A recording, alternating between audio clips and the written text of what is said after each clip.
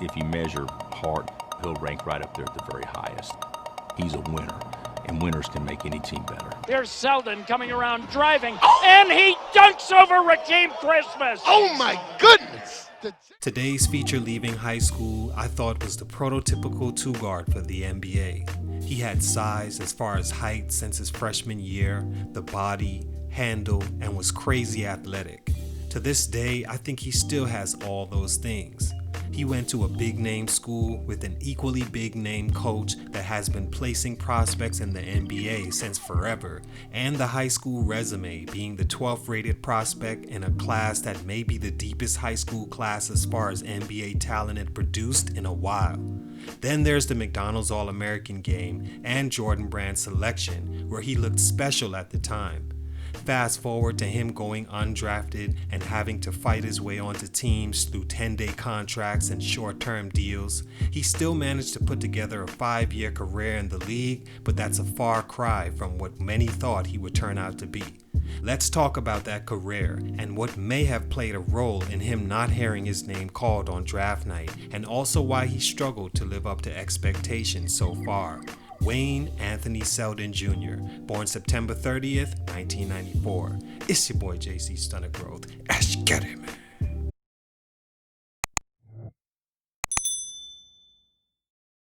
Selden Jr. is from Massachusetts and attended John O'Brien High School before transferring after his freshman year to Tilton High School, where he became a star and All-American caliber player. He averaged 24.8 points and 10 rebounds a game, and in that All-American game had 13 points, 5 rebounds, and 3 assists. Good for second leading scorer on the East team, including Andrew Wiggins, Noah Vonleh, Julius Randle, and Rondae Hollis Jefferson. He's always been praised for his prototypical NBA size and slashing ability, and entering Kansas, he was expected to be a lot more than what he showed. But that's just the thing. Stunt number 1, going to Kansas. That's just the thing. He should have never been in a Kansas uniform in the first place, in my opinion. Throughout high school, he was being recruited by almost all the big name schools, and being from the area, UConn was after him heavy and was high on his board as far as potential landing spots. The year he would have been a freshman at UConn, their roster included Shabazz Napier and Ryan Boatwright at the guard positions, and pretty much nothing else. Selden would have fit right into that team, with Ryan being able to play a better fitting position for his size, or all three of them playing together, seeing as Selden did have the strength to play the 3 in college. Me personally, he would have done great in that system that fit his game more naturally than a team and system like Kansas that under Bill Self has always been ran like more of a college program and everyone involved in team effort. I think UConn would have been a little more free-flowing and his game could have used that at the time. But the biggest reason he shouldn't have went to Kansas were the other incoming freshmen joining him, who were even more highly touted in Andrew Wiggins and Joel Embiid. Making moves like this is a gamble, because on one hand, you think, well, these guys are going to get so much attention that it'll put even more spotlight on me, which will allow my game to be seen by even more eyes. Also, these guys will take a lot of the heat off myself to not have to be the focal point, and I can play the background and become a surprise by season's end. Having guys with that caliber of name means you take less shots. You immediately become the third option, even fourth, seeing as sophomore Perry Ellis, who was a proven scorer and big name prospect just a year ago, is still there as well. Now you're taking even less shots, causing you to disappear in some games, forcing you to have no chance at leaving as a freshman, especially with the things he lacked up to that point in his game. Things we'll speak on later, but one of them being an aggressive nature, the one he had in high school. That was non-existent in his first year, and I think that hurt him to just sit back and let the other 3 guys be great. His other top 5 school he was looking at was Florida. Also would have been a better fit than Kansas. With only Scottie Wilbekin on the roster of any significance, he could have followed Bradley Beal's blueprint straight to the NBA. Instead, he went to the Jayhawks and immediately set himself behind the 8-ball. Stunt number 2, just bounce, homie. As a freshman, Selden averaged 9.7 points a game in just 29 minutes. This freshman season showed a glimpse of the player he was pretty much the entire time in college. An inconsistent slasher that didn't slash much against college defenses, underwhelming scorer when everyone thought that would be a strength of his, a guy that struggled having to play with 3 other guys that were getting the attention, then continued after they left. One of the more important things, though, was his shooting from the foul line, which to me is a bigger indicator of your shooting ability in itself. He shot just 62% from there, 32% from 3, and 43% on the year in total.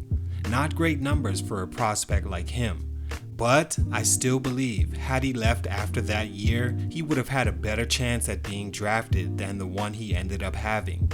One thing you have to remember about scouting people in general, youth to a certain extent and potential will always be coveted and held as a top 3 most important thing to have as a former All-American.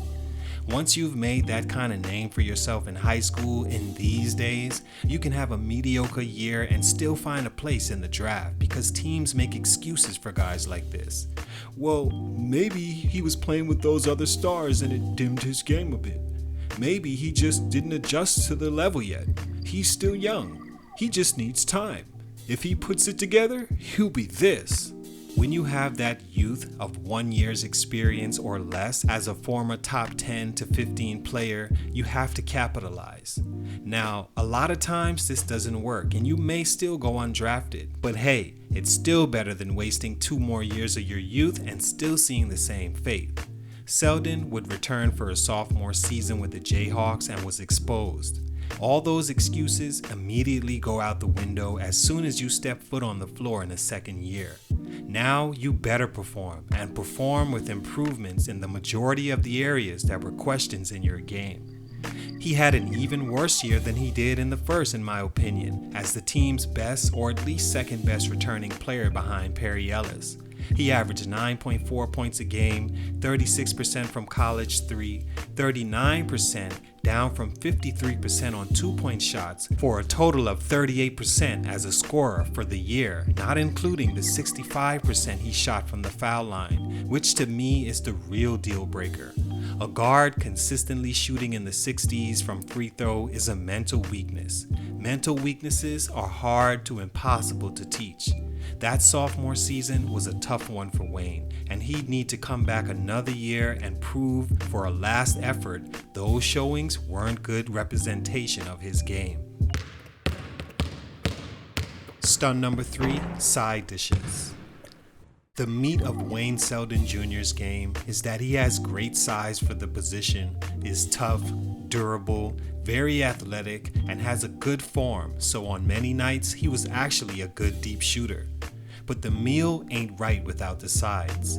What else does he do for you? With the aforementioned size and athleticism, he doesn't or hasn't proved he can score at a high rate. He doesn't produce on the rebounding side of things, and he isn't the playmaker a shooting guard desperately needs to be. All the great ones were. Jordan, Kobe, D-Wade, Harden, AI, Bradley Beal. You have to be able to create for your team and make them better at that lead guard type of position. Over 3 years in college, he averaged just 2.6 assists per game with 3 rebounds. His junior year was a lot better scoring-wise at 13 points a game, but still left some hungry stomachs at the table. His free throws were still in the tank, which confirmed he was never going to be good there. Shot really good from 3 at 39% and from 2 at 54%. As a freshman, those numbers would have gotten him drafted lottery. As a third-year player on teams that you had the space to lead, going undrafted is expected, which is what happened in 2016. After being waived by the Grizzlies post-Summer League, he was acquired by the Iowa Energy, their D-League affiliate.